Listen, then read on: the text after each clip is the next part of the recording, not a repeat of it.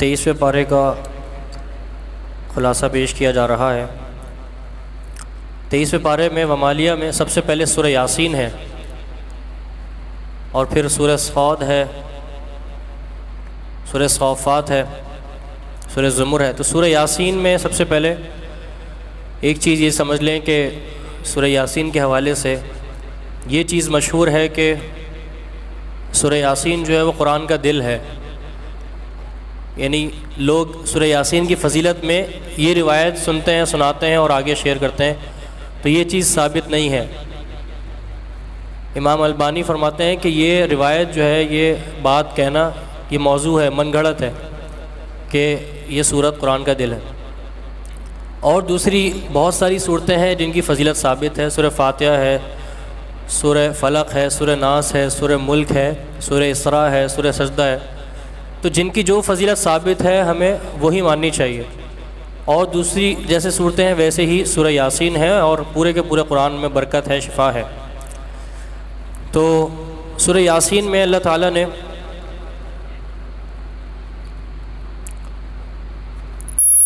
دو انبیاء کا قصہ ذکر کیا ہے۔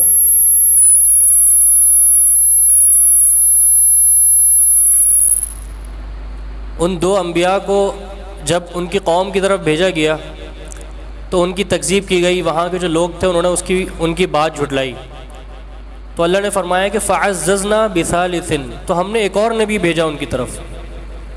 ان انبیاء کے نام جو ہے وہ اللہ تعالیٰ کو ہی معلوم ہے۔ تو جب اللہ تعالیٰ نے تیسرا نبی مبعوث فرمایا کہ ان دو نبیوں کی مدد کی جائے اور ایک نبی اور بھیجا گیا، تو ان کی بات بھی نہیں مانی گئی۔ اب یہ جس بستی میں تھے تینوں نبی، وہاں اس بستی کے کونے سے ایک شخص آتا ہے، اللہ تعالیٰ کہتا ہے وَجَاءَ مِنْ أَقْصَى الْمَدِينَةِ رَجُلٌ يَسْعَىٰ، کہ قوم کے بالکل کونے کنارے سے ایک شخص آتا ہے دوڑتا ہوا اور کہتا ہے قَالَ يَا قَوْمِ اتَّبِعُوا الْمُرْسَلِينَ، کہ اے لوگو، اے میری قوم کے لوگوں، ان رسولوں کی اتباع کر لو، یہ رسول حق پر ہیں، یہ رسول اللہ تعالیٰ کی طرف سے بھیجے گئے ہیں۔ وجہ کیا ہے؟ اتبعوا من لا يسألكم اجرا، یہ جو اللہ تعالیٰ نے تینوں انبیاء کو، رسولوں کو بھیجا ہے، یہ تم سے کسی چیز کا سوال نہیں کر رہے۔ من لا يسألكم اجرا، یہ تو اللہ تعالیٰ کی طرف سے بھیجے گئے ہیں، اور وہم مہتدون، یہ ہدایت یافتہ ہیں۔ تو پتہ ہی چلا کہ انبیاء کا جو اصل مشن ہوتا ہے وہ یہ ہوتا ہے کہ انسان جو ان کی قوم کے لوگ ہیں وہ ہدایت پہ آ جائیں۔ ان کا یہ مشن نہیں ہوتا کہ وہ دولت جمع کر لیں لوگوں سے، اپنی بات منوا لیں کسی طرح، ان کا یہ مشن ہوتا ہے کہ وہ اللہ تعالیٰ کے دین کی طرف بلائیں۔ تو آج ہمیں بھی دین کی دعوت دیتے ہوئے اس چیز کا خیال رکھنا چاہیے کہ ہم خالص اللہ تعالیٰ کی عبادت کریں اور اللہ تعالیٰ کے لیے نیت صاف کریں، اور اسی کی طرف جو ہے وہ لوگوں کو دعوت دیں۔ اور اس کے بعد اس شخص نے فرمایا کہ جب اس شخص کو بھی لوگوں نے کہا کہ بھائی یہ تم کیا بات کر رہے ہو، ہم کیوں اس کی عبادت کریں، ہم کیوں اللہ تعالیٰ کی عبادت کریں، ہم کیوں ان رسولوں کی بات مانیں، تو اس شخص نے دیکھیں کتنی پیاری دلیل دی ہے، کہا وَمَا لِيَ لَا أَعْبُدُ الَّذِي فَطَرَنِي وَإِلَيْهِ تُرْجَعُونَ، یعنی میرے ساتھ کیا ہو گیا، میں کیوں اس اللہ تعالیٰ کی عبادت نہیں کروں، الَّذِي فَطَرَنِي، جس نے مجھے پیدا کیا ہے، یعنی جس نے پیدا کیا ہے تو پھر اسی کا حق ہے کہ ہم اس کی عبادت کریں۔ یہ دیکھیں عبادت کی کتنی پیاری دلیل دی ہے اس شخص نے، اور فرمایا وَإِلَيْهِ تُرْجَعُونَ، اور اسی کی طرف تم سب کو بھی لوٹ کے جانا ہے، تو پھر تم سب کو بھی چاہیے کہ تم رسولوں کی بات مانو اور اللہ تعالیٰ ہی کی عبادت کرو۔ اس کے بعد آگے اس صورت میں فرمایا کہ یہ قرآن کریم جو اللہ تعالیٰ کی طرف سے نازل ہوا ہے، یہ کس کے لیے ہدایت ہے؟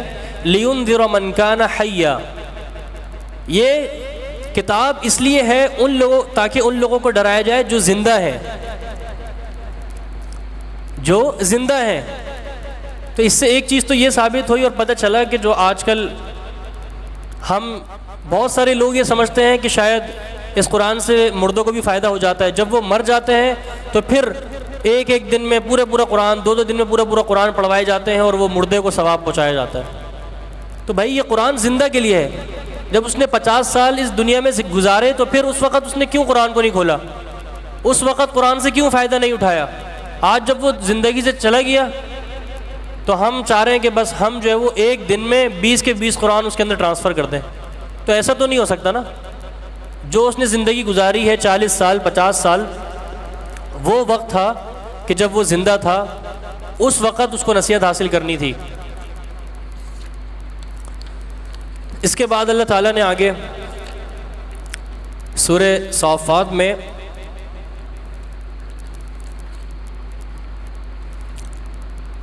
جہنمیوں کے حوالے سے ایک بات بیان کی کہ قیامت کے دن جب فیصلہ کر دیا جائے گا جنتیوں کے اور جہنمیوں کے درمیان، الگ الگ ایک ایک طرف کھڑے ہو جائیں گے، تو اللہ تعالیٰ کی طرف سے ابھی قیامت کا دن ہے اور وہ جہنم میں بھی داخل نہیں ہوئے، اس سے پہلے ہی اللہ تعالیٰ کا ان پہ عذاب شروع ہو جائے گا. اللہ تعالیٰ کہے گا کہ وقفوہم انہم مسئولون، اے فرشتوں انہیں ذرا کھڑا کر کے رکھو، انہیں ذرا کھڑا کر کے رکھو، ابھی ان سے پوچھا جائے گا سب کچھ جو یہ کر کے آئے ہیں اپنی دنیا میں. آج بتائیے اگر ہمارے اس دنیا میں ہمیں ہمارے گھر میں ہمارے معاشرے میں کسی کو کہہ دیا جائے بھئی ذرا اس کو کھڑا کر کے رکھو، اس سے ابھی پوچھ گچھ ہوگی، تو کیسی حالت ہو جاتی ہے اس آدمی کی. قیامت کے دن جب یہ کہا جائے گا ان لوگوں سے کہ ذرا کھڑا کر کے رکھو، ان کو بیٹھنے مت دینا، بالکل کھڑے رکھو تاکہ ابھی ان سے سوالات کیے جائیں اور پھر ان کی خبر لی جائے. تو پھر اس کے بعد ان سے سوالات کیے جائیں گے اور ان کو جہنم میں ڈال دیا جائے گا. اللہ تعالی ہمیں جہنم کی آنکھ سے محفوظ رکھے. اس کے بعد آگے حضرت ابراہیم اور حضرت اسماعیل علیہ السلام کے حوالے سے قصہ آپ سب جانتے ہیں. مختصر ایک دو چیزیں اس میں سے ذکر کرتا ہوں کہ جب حضرت ابراہیم نے اپنے بیٹے اسماعیل کو کہا کہ یا بنی انی ارا فی المنام انی اذبحک فانظر ماذا تری، کہ اے میرے بیٹے میں نے خواب میں یہ دیکھا ہے کہ میں تمہیں ذبح کر رہا ہوں، میں تمہیں ذبح کر رہا ہوں، تو بتاؤ تم کیا کہتے ہو. انہوں نے کیا کہا؟ مطلب تصور کریں آج اگر کوئی ایک باپ اپنے بیٹے سے یہ بات کہے تو بیٹا کہے گا ابا جی کیا ہو گیا، اپنی جاب کا کچھ سوچیں، آپ کو کیا ایسی باتیں ذہن میں آ رہی ہیں، کوئی ٹینشن ہے بتائیں. لیکن وہاں بیٹے کا جواب دیکھیے، قال یا ابت افعل ما تؤمر، اے ابا جان آپ کر گزریے جس چیز کا آپ کو حکم دیا جا رہا ہے، آپ کر دیجئے. آپ اللہ تعالیٰ کے رسول ہیں، نبی ہیں، آپ کو جو بھی خواب میں دکھایا جا رہا ہے وہ سچ ہے، وہ حق ہے، وہ حقیقت ہے، آپ کر گزریے. اور پھر ستجدنی انشاءاللہ من الصابرین، آپ تو مجھے صبر کرنے والوں میں سے پائیں گے. تو یہ ہوتا ہے ایک باپ اور بیٹے کا ریلیشن، ایک رشتہ کہ بیٹا کس طرح اطاعت کرتا ہے اپنے باپ کی.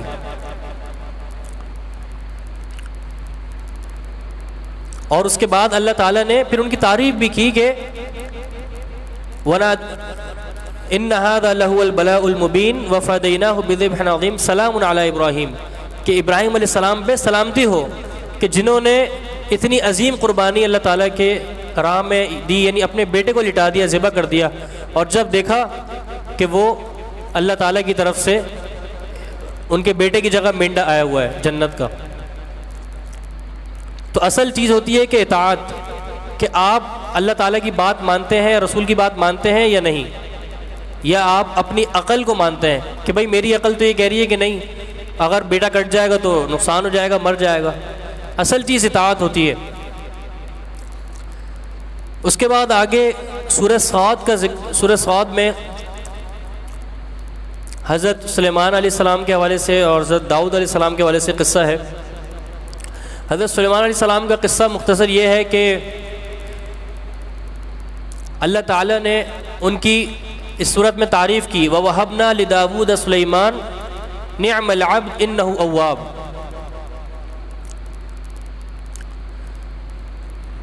کہ بہت ہی خوب وہ لوگ تھے سلیمان اور داؤد، انہو اواب، کہ وہ ہر چیز اللہ تعالیٰ کی طرف لوٹاتے تھے. ہر چیز میں جو بھی ان کو مسئلہ ہوتا تھا، جو بھی پریشان ہوتی تھی، وہ اللہ تعالیٰ کی طرف لوٹاتے تھے. کس طرح؟ اب ہوا یہ کہ سلیمان علیہ السلام کو گھوڑے بہت پسند تھے، اچھی اچھی نسل کے خوبصورت گھوڑے بہت پسند تھے. تو ایک دفعہ وہ گھوڑوں میں مصروف تھے کہ ان کی عصر کی نماز یا جو ان کا کوئی خاص ذکر تھا وہ رہ گیا، یعنی وہ گھوڑوں کی وجہ سے اللہ تعالیٰ کے ذکر سے غافل رہے. تو وہ کیا کہتے ہیں؟ فقال انی احببت حب الخیر عن ذکر ربی، کہ یعنی میرے رب کا ذکر جو ہے اس پر جو ہے وہ میری محبت غالب آ گئی ہے، گھوڑوں کی محبت جو میری دنیا کی محبت ہے وہ غالب آ گئی ہے۔ تو انہوں نے اس چیز کو دیکھتے ہوئے اپنے سارے کے سارے گھوڑے جو ہے وہ اللہ تعالیٰ کی راہ میں ذبح کر دیے، قربان کر دیے، یعنی ذرا سا بھی اپنا نقصان نہیں ہونے دیا دین کا، کہ میرا دین کا اتنا سا بھی نقصان نہ ہو کہ ایک دن کا بھی کوئی، ایک وقت کا بھی کوئی ذکر نہ رہ جائے۔ تو پتہ یہ چلا کہ جو چیز بھی اللہ تعالیٰ کے ذکر میں رکاوٹ آئے، آڑ آئے، تو اس کو انسان کو چاہیے کہ اس کو کاٹ دے، اس کو ہٹا دے پھر راہ سے۔ آج ہم دیکھتے ہیں ہماری نمازوں میں، ہمارے اللہ تعالیٰ کے ذکر میں کون کون سی چیزیں رکاوٹ آ رہی ہیں۔ سب سے بڑی چیز آپ سب کے ذہن میں بھی آ رہی ہوگی، موبائل۔ ہماری نمازیں، یہ موبائل جو ہے فوت کرواتا ہے، ہماری نمازیں رہ جاتی ہیں، ہماری نمازیں قضا ہوتی ہیں، ہماری ساری کی ساری عبادات اس کی وجہ سے ڈسٹرب ہوتی ہیں، اور بھی بہت ساری چیزیں ہیں۔ ایک انسان کاروبار میں لگ جاتا ہے، تو انسان کو چاہیے کہ وہ اس واقعے سے یہ سیکھے کہ ذکر، اللہ تعالیٰ کے ذکر پہ، اللہ تعالیٰ کی عبادات پہ کسی اور چیز کو فوقیت نہ آنے دے۔ اس کے بعد یہاں قرآن کریم کا اصل مقصد بیان کیا گیا کہ قرآن نازل کس لیے کیا ہے اللہ تعالیٰ نے۔ کیا اس لیے نازل کیا ہے کہ لوگ صرف اس کو پڑھتے رہیں، اس کی تلاوت کرتے رہیں؟ آئیے سنتے ہیں قرآن کریم سے۔ اللہ تعالیٰ فرماتا ہے کتاب انزلناہ الیک مبارک لیدبروا آیاتہ ولیتذکر اولو الالباب۔ یہ جو ہم نے آپ کی طرف کتاب نازل کی ہے، مبارک کتاب، مبارکن، برکت والی کتاب ہے۔ تین چیزیں بیان کروں گا، ذہن میں رکھیے گا۔ برکت والی کتاب نازل کی، لیدبروا، تاکہ لوگ اس میں تدبر کریں، غور و فکر کریں، اس کو سمجھیں۔ تدبر کا معنی یہ ہوتا ہے کہ اس چیز کی، اس بات کی تہہ تک پہنچ جانا کہ اللہ تعالیٰ کیا کہنا چاہ رہا ہے۔ دو چیزیں، اور وَلِيَتَذَكَّرَ أُولُو الْأَلْبَابِ، اور جو عقل والے لوگ ہیں وہ اس سے نصیحت حاصل کریں۔ تیسری چیز کیا ہے؟ نصیحت حاصل کرنا۔ اب آپ بتائیے، آپ اپنے آپ سے سوال کیجئے کہ ہم قرآن سے نصیحت کیوں حاصل نہیں کرتے؟ نصیحت حاصل کرنے سے پہلے کس چیز کا ذکر ہے؟ تدبر کا، اس کو سمجھنے کا، غور و فکر کرنے کا۔ ایک انسان جب غور و فکر کرے گا اس کے بعد ہی تو پھر وہ اس سے نصیحت حاصل کرے گا نا، جب اس کو سمجھ آ جائے گا کلام۔ تو ہمارا کیا آج کل، ہمارا کیا حال بنا ہوا ہے کہ ہم جو پہلی چیز ہے نا مبارک یعنی برکت، ہم نے صرف قرآن سے برکت حاصل کرنے کا اس کو ذریعہ بنایا ہوا ہے۔ ہم دو بارے پڑھ لیتے ہیں، 3 بارے پڑھ لیتے ہیں، اچھا اس کے اوپر دم کر دیا۔ یہ ساری چیزیں صحیح ہیں، ہمیں قرآن کی تلاوت کرنی ہے، برکت حاصل کرنے کے لیے یہ شفا ہے، یہ نور ہے، لیکن اصل مقصد کیا ہے؟ لیدبروا، کہ انسان اس سے نصیحت حاصل کر سکے، اس کو سمجھ سکے، تاکہ پھر اس سے وہ اپنی زندگی میں انقلاب لے آئے۔ وَلِيَتَذَكَّرَ أُولُو الْأَلْبَابِ، تو یہ اصل مقصد ہے قرآن کے نزول کا۔ اس کے بعد آگے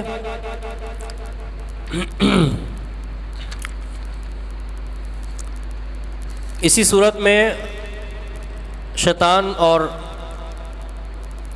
یعنی ابلیس کا اور حضرت آدم علیہ السلام کا قصہ ہے جو ہم بہت دفعہ سماعت کر چکے ہیں، تو اسی لیے اس کے آگے پھر سورہ زمر میں اللہ تعالیٰ نے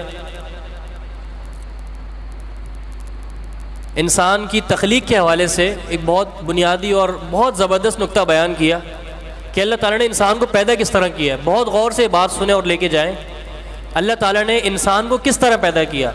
آج لوگ کہتے ہیں کہ اللہ تعالیٰ نے انسان کو پیدا نہیں کیا، بلکہ انسان پہلے کیا تھا؟ بندر تھا، پھر آہستہ آہستہ وہ اس میں چینج آتا گیا اور پھر وہ انسان بن گیا۔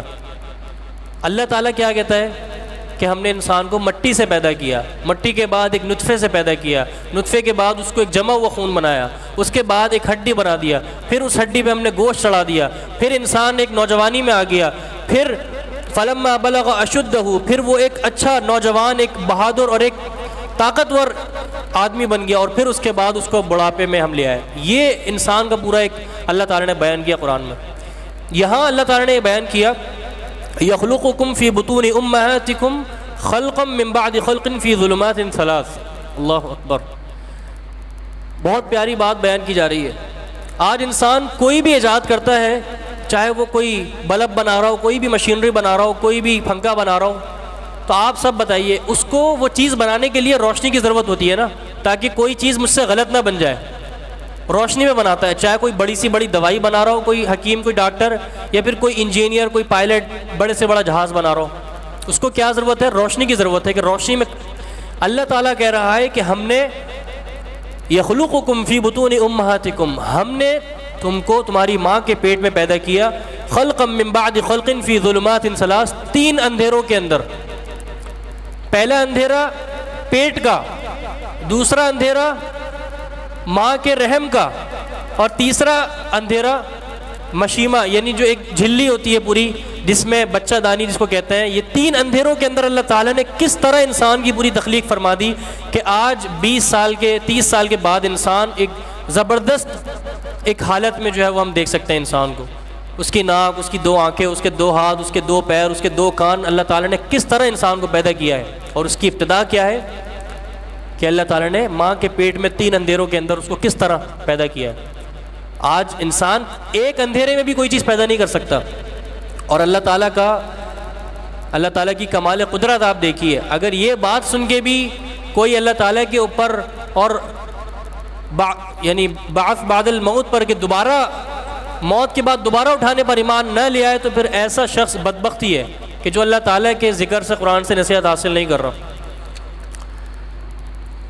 اس کے بعد آگے فرمایا کہ یہ قرآن جو ہے نا، یہ بہت دنیا کی سب سے بہترین کتاب ہے، دنیا کی سب سے بہترین نصیحت ہے. فرمایا اللہ نزل احسن الحدیث. دنیا میں بہت ساری چیزیں خوبصورت ہوتی ہیں. کسی کو موبائل اچھا لگتا ہے، کسی کو ایک گھر پسند آ جاتا ہے، بڑا خوبصورت لگتا ہے، کسی کو کسی شخص کا کلام پسند آ جاتا ہے، کسی کو کوئی عورت پسند آ جاتی ہے. یہ ساری چیزیں اللہ تعالیٰ نے خوبصورت بنائی ہیں، خوبصورتی ہے. اللہ تعالیٰ کہہ رہے ہیں اللہ نزل احسن الحدیث کتابا. سب سے زیادہ خوبصورت اللہ تعالیٰ کی یہ کتاب ہے، یہ کلام ہے. حسین نہیں، احسن الحدیث، سب سے زیادہ خوبصورت ہے. اور یقین جانیے اس کلام کو اگر ہم سمجھنے لگ گئے، اگر ہم نے عربی سیکھ لی اور اس کلام کو اگر ہم سمجھنے لگ گئے، تو ہوگا کیا؟ اللہ تعالیٰ آگے فرما رہا ہے کہ اس قرآن کو جب لوگ سمجھنے لگتے ہیں نا، تو تقشعر منہ جلود الذین یخشون ربہم، تو ان کے رونگٹے کھڑے ہو جاتے ہیں جب وہ اس سے نصیحت حاصل کرتے ہیں.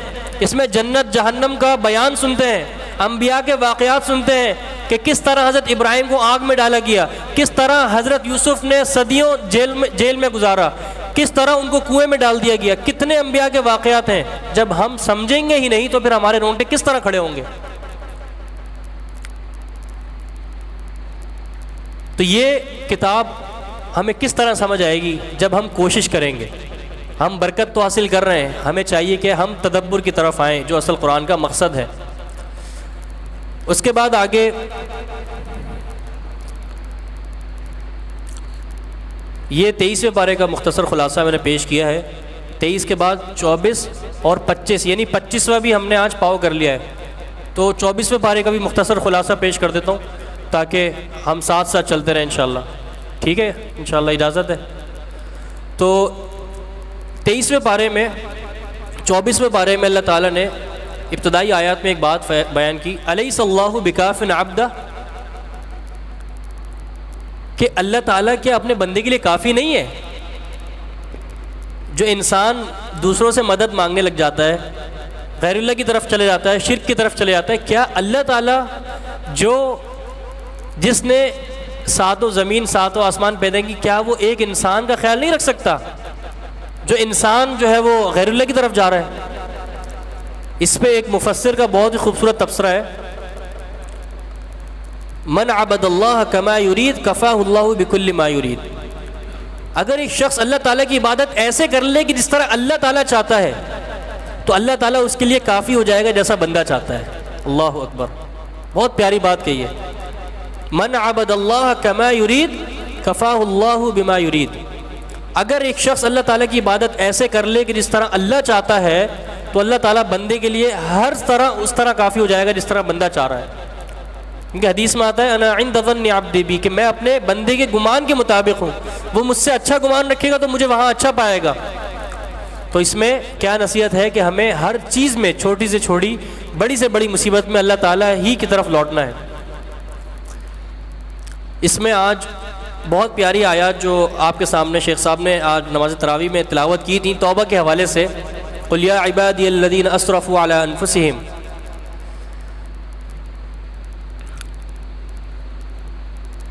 بہت پیاری آیات ہیں یہ۔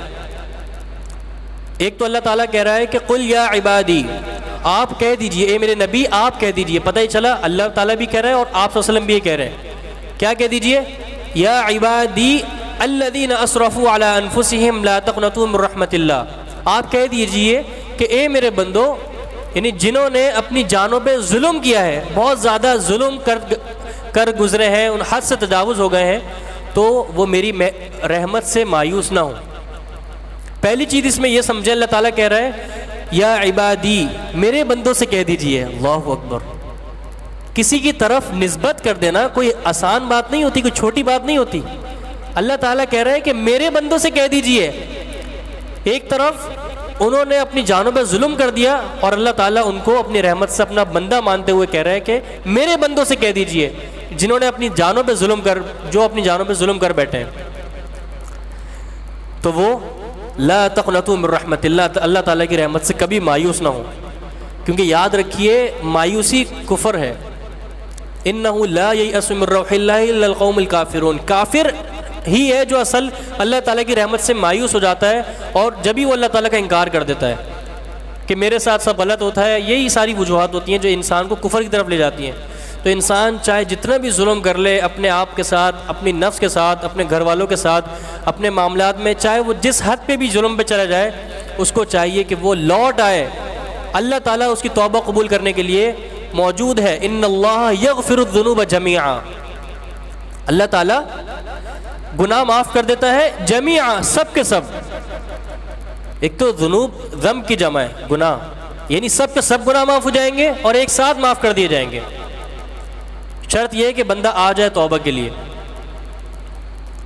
تو یہ آیت آج خاص طور پہ میں اپنے بھائی نوجوانوں سے متوجہ ہوں کہ یہ آیت ان گناہ گاروں کے لیے بہت بڑی خوشخبری ہے کہ جو گناہوں میں پڑے ہوئے تھے آج تک۔ تو آئیے قرآن کی طرف، اللہ تعالیٰ کی طرف، اللہ تعالیٰ آپ کی توبہ قبول کرنے کے لیے موجود ہے۔ اس کے بعد بہت پیاری بات کی جا رہی ہے، یہ جو 2 رکوع ہیں اس میں ہر آیت بہت پیاری ہے اور اللہ تعالیٰ بہت جو ہے وہ خوبصورت کلام ہے، اللہ اکبر۔ لیکن ایک بس بات بیان کر رہا ہوں کہ جب قیامت کے دن جو کفار ہوں گے، جو جن کو پچھتاوا ہوگا کہ ہم نے یہ نہیں کیا، ہم نے یہ نہیں کیا، ان کو سب سے بڑا پچھتاوا کیا ہوگا؟ ان تقول نفس یا حسرۃ علی ما فرطت فی جنب اللہ۔ اس دن جو بدبخت شخص ہوگا جس نے اس دنیا میں نیک عمل نہیں کیے نا، وہ قیامت کے دن یہی کہے گا کہ میں نے اللہ تعالیٰ کے حق میں کوتاہی کر دی۔ علی ما فرطت فی جنب اللہ، کر کے تو وہ بہت کچھ آیا ہوگا، لیکن اس کو یاد کیا ہوگا کہ میں اللہ تعالیٰ کے حق میں کوتاہی کر کے آیا ہوں۔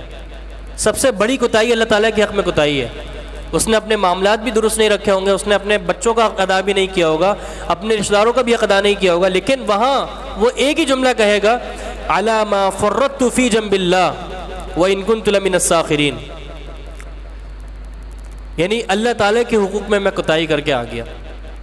تو آج ہمیں دیکھنا ہے کہ ہم کہاں کہاں اللہ تعالیٰ کے جو حقوق ہیں ہم ان کی پاسداری کر رہے ہیں، ان کو پورا کر رہے ہیں یا نہیں۔ اس کے بعد آگے شرک کے حوالے سے بیان کیا، قل افغیر اللہ تأمرونی اعبد ایھا الجاہلون، آپ کہہ دیجئے کہ اللہ تعالیٰ اپنے نبی سے کہہ رہا ہے کہ آپ کہہ دیجئے کہ کیا تم مجھے اس چیز کا حکم دیتے ہو کہ میں اللہ تعالیٰ کے علاوہ کسی اور کی عبادت کروں؟ ایھا الجاہلون، اے جاہلوں، پتہ ہی چلا شرک سب سے بڑی جہالت ہے۔ پتہ ہی چلا جو شرک کر رہا ہے وہ سب سے بڑا جاہل ہے اس دنیا کا، اور جس کو توحید کا علم ہے وہ سب سے بڑا عالم ہے اس دنیا کا۔ جس کو توحید کا علم ہے، جس کو اللہ تعالیٰ کے حقوق کا علم ہے۔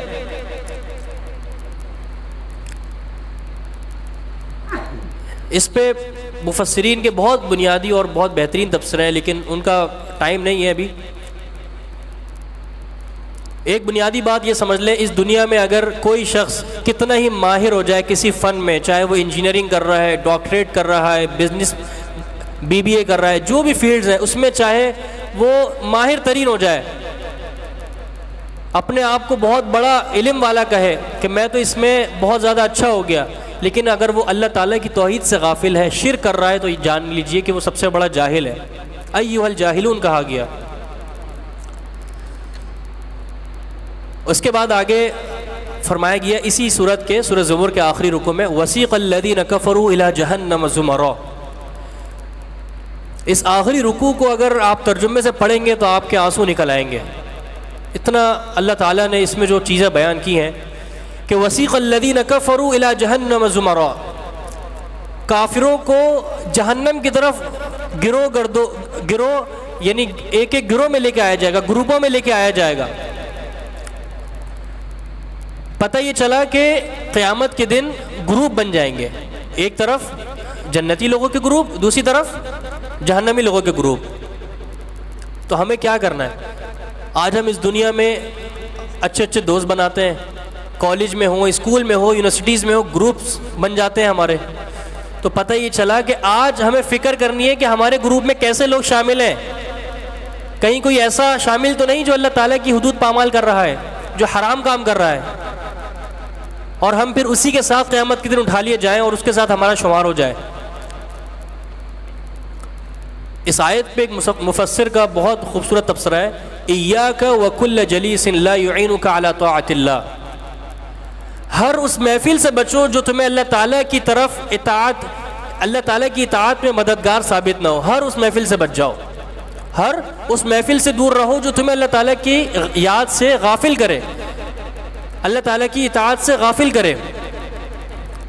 تو اسی لیے آج ہمیں ایسے لوگوں کے ساتھ رابطہ رکھنا ہے جو اللہ والے ہیں, جو دین کو سمجھنے والے ہیں, جو علم والے ہیں, جو علماء ہیں, جو ربانیین ہیں, جو دعات ہیں, دعوت کا کام کرتے ہیں, جو اللہ تعالیٰ کی طرف لوگوں کو بلاتے ہیں. ان کے ساتھ رابطہ رکھیں گے تو پھر قیامت کے دن بھی اللہ تعالیٰ ان کے ساتھ ہمیں اٹھائے گا. اس کے بعد اس سورت کی آخری آیت میں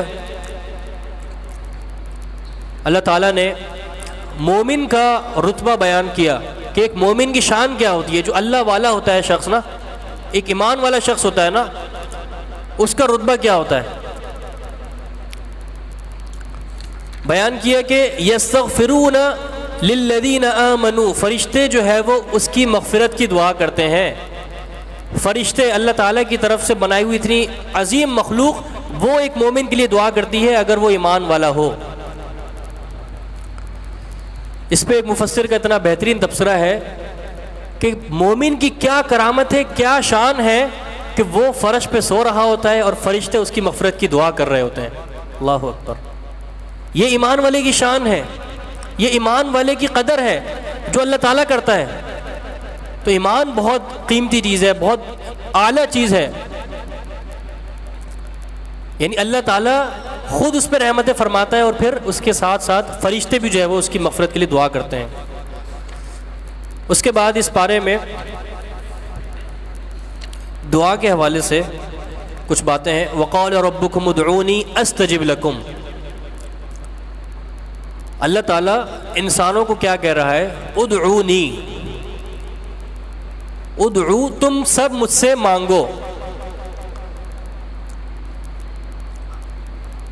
آج اس دنیا میں اگر ایک شخص کسی سے کہہ دے یار تم مجھ سے 10,000 روپے مانگ لو, وہ فوراً مانگ لیتا ہے. کیوں؟ اس کو پتہ ہے کہ کہہ رہا ہے مجھ سے مانگو تو یہ دے گا, ظاہر ہے. جب ایک شخص کہہ رہا ہے کہ مجھ سے مانگو تو اس نے دینے ہیں نا. یہاں پہ اللہ تعالیٰ کہہ رہا ہے کہ تم سب کے سب مجھ سے دعا مانگو, استجب لکم, میں تمہیں ضرور دوں گا, میں تمہیں ضرور عطا کروں گا تمہاری دعاؤں کے بدلے میں.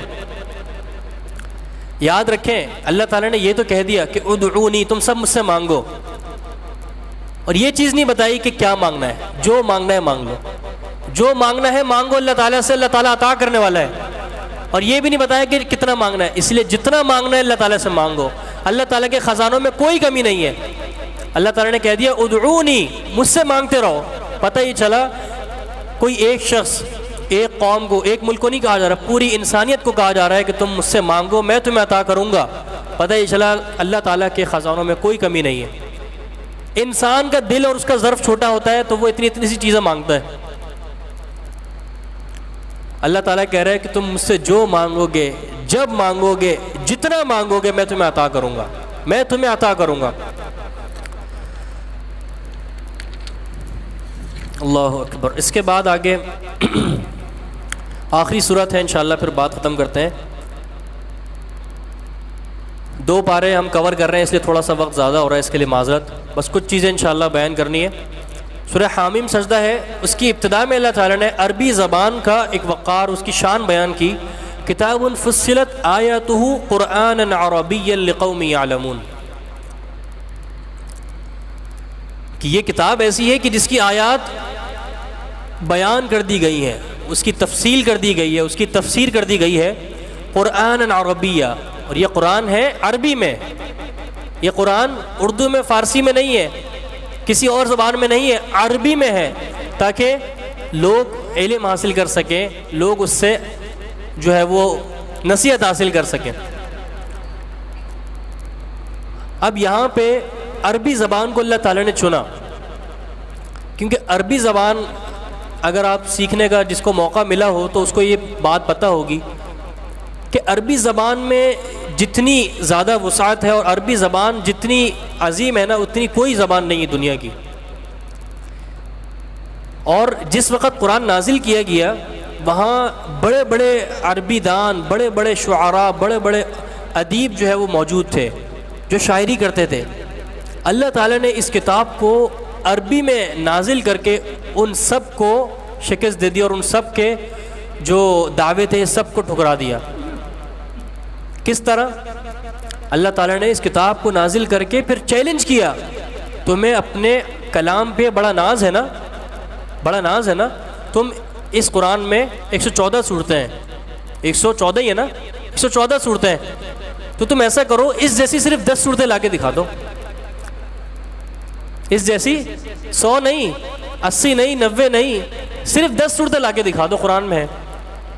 نہیں لے کے آ سکے، نہیں لے کے آ سکے،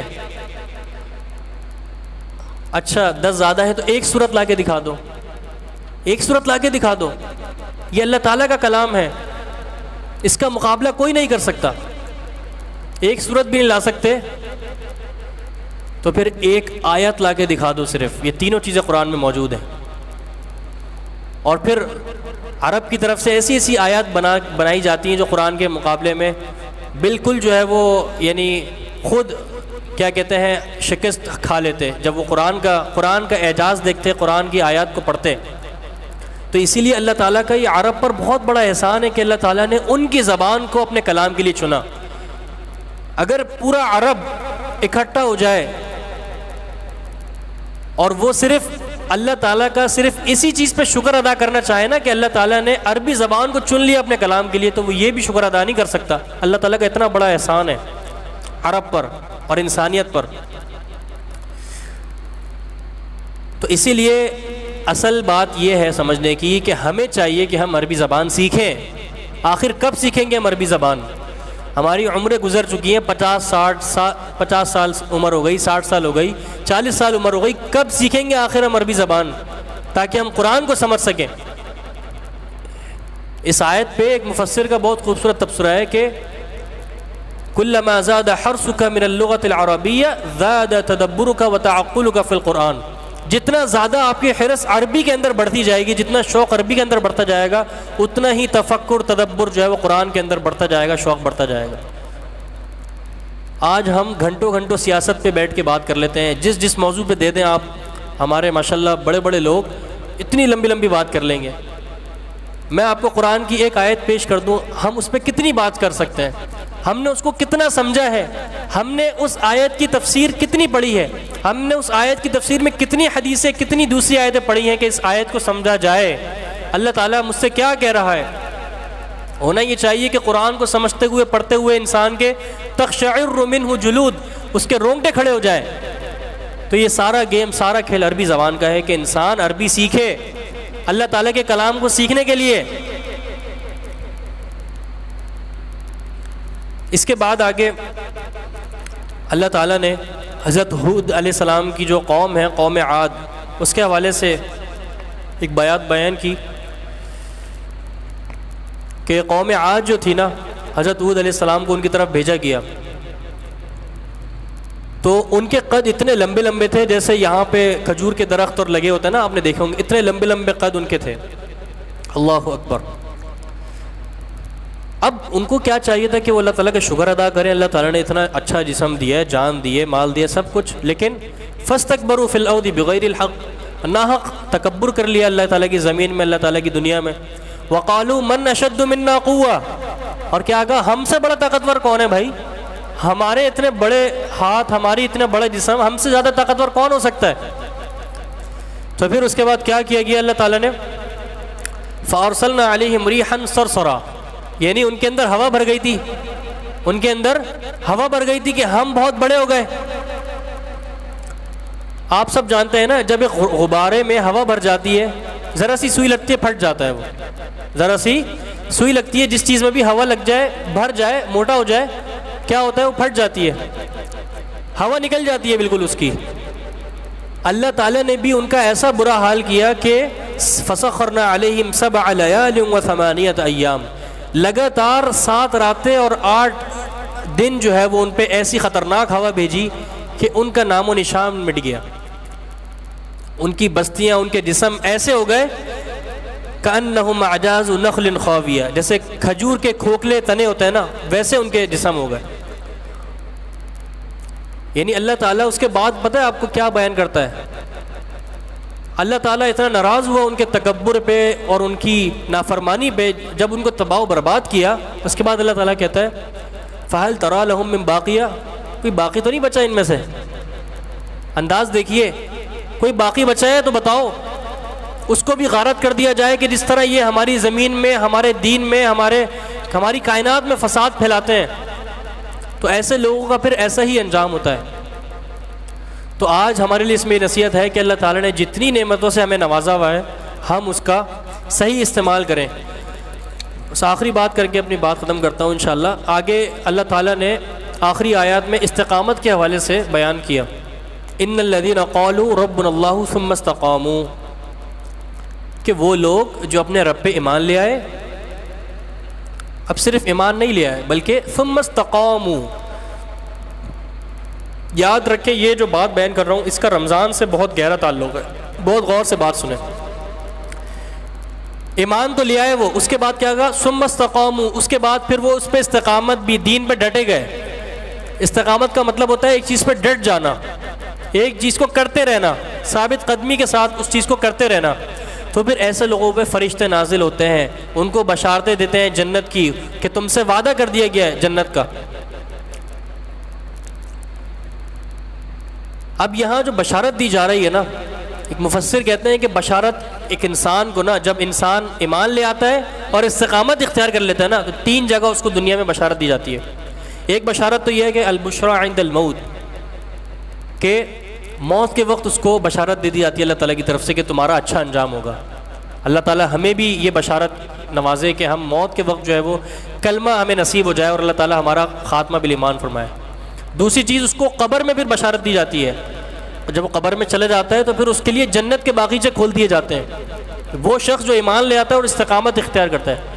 تیسری چیز عند البعث، جب اس کو موت کے بعد اٹھایا جاتا ہے نا قیامت کے دن، تو پھر اس کو بھی خوشخبریوں کے ساتھ اٹھایا جاتا ہے کہ آ جاؤ تم ہمارے میدان حشر میں، اب تمہارے لیے اصل تمہیں تمہارا ٹھکانہ دیا جائے گا جنت کی صورت میں. تو پتہ ہی چلا کہ ایمان کے ساتھ استقامت بہت اہم چیز ہے. ہم سب ایمان اللہ تعالیٰ پہ لاتے ہیں، ہم اقرار کرتے ہیں زبان سے، لیکن اس پر ڈٹے رہنا. جیسے یہ رمضان ہے، ہم سب ایمان لے کے آئے نا اللہ تعالیٰ پہ کہ روزے فرض ہیں، تراویح اللہ تعالیٰ نے ہمیں موقع دیا پڑھنے کا، تو ہم سب کرتے ہیں، لیکن اس میں استقامت کس طرح کہ پھر سارا سال ہم جو ہے وہ اللہ تعالیٰ کے لیے ہم روزے رکھیں، اللہ تعالیٰ کے لیے ہم قیام کریں. کیونکہ دیکھیں اس پہ ایک مفسر کا بہت بہترین تبصرہ ہے، الذین قالوا ربنا اللہ کثیر ولکن اہل الاستقامت قلیل. بہت پیاری بات کہی ہے، الذین قالوا ربنا اللہ، کہ وہ لوگ جو یہ کہتے ہیں کہ ہم اللہ تعالیٰ پہ ایمان لے آئے، یہ بہت سارے لوگ ہیں، کثیر، لیکن ولیکن اہل الاستقامت قلیل، جو اہل استقامت والے لوگ ہوتے ہیں نا وہ بہت تھوڑے ہوتے ہیں، بہت تھوڑے ہوتے ہیں۔ آج دیکھیں یہاں مسجد نہیں بھری ہوئی، ہم بھی بہت تھوڑے سے ہیں، تو ہمیں چاہیے کہ ہم اللہ تعالیٰ کے دین پر ڈٹ جائیں تاکہ پھر یہ ساری بشارتیں ہمیں اللہ تعالیٰ نواز دیں۔ اس کے بعد اللہ تعالیٰ نے قرآن کریم کے حوالے سے ایک بات بیان کی کہ ان الذین کفروا بالذکر لما جاءہم وانہ لکتاب عزیز۔ قرآن کریم کے حوالے سے بیان کیا کہ یہ کتاب ایسی ہے جو عزیز ہے، یعنی اس کا مرتبہ بہت بلند ہے اور یہ بہت عزت والی کتاب ہے۔ ایک مفسر اس پہ کہتے ہیں کہ قرآن سے قربت، یعنی قرآن سے قریب ہونا بھی نا ایک انسان کے لیے بہت بڑے شرف کی بات ہو جاتی ہے۔ جب ایک انسان قرآن کا ذرا سا حصہ پڑھ لیتا ہے نا، اللہ تعالیٰ اس کو بہت عزت سے نوازتا ہے۔ تو اندازہ لگائیے اس شخص کے بارے میں کہ جس انسان کا اوڑھنا بچھوڑنا قرآن بن جائے، جو ہر نماز کے بعد قرآن کی تلاوت کرے، قرآن کو سمجھ کر پڑھنے کی کوشش کرے، تو بتائیے پھر اللہ تعالیٰ اس کو کتنی عزتوں سے کتنی عزتوں سے نوازے گا، اس کو کتنے اعلیٰ مقاموں سے نوازے گا۔ تو جو شخص اللہ تعالیٰ کی کتاب کو پکڑ لیتا ہے تو پھر اللہ تعالیٰ اس کو عزتوں سے نوازتا ہے، اس دنیا میں بھی اور آخرت میں بھی اس کے درجات بلند کیے جاتے ہیں۔ تو یہ مختصر سی کچھ باتیں تھیں، باتیں بہت ساری ہوتی ہیں لیکن ابھی بھی بہت، میں جانتا ہوں کہ بہت زیادہ وقت جو ہے آپ لوگوں کا لے لیا ہے، تو لیکن یہ بہت عمدہ نصیحتیں ہم نے بیان کی ہیں۔ اللہ تعالیٰ سے دعا ہے کہ اللہ تعالیٰ ہمیں اس پر عمل کرنے کی توفیق عطا فرمائے، اور اللہ تعالیٰ ہمیں ایمان کے ساتھ ثابت قدمی بھی عطا فرمائے تاکہ ہم پورا سال پھر اللہ تعالیٰ کی اسی طرح عبادت میں لگے رہیں۔ سبحانک اللہم وبحمدک، نشہد ان لا الہ الا انت، نستغفرک ونتوب الیک۔ السلام علیکم ورحمۃ اللہ وبرکاتہ۔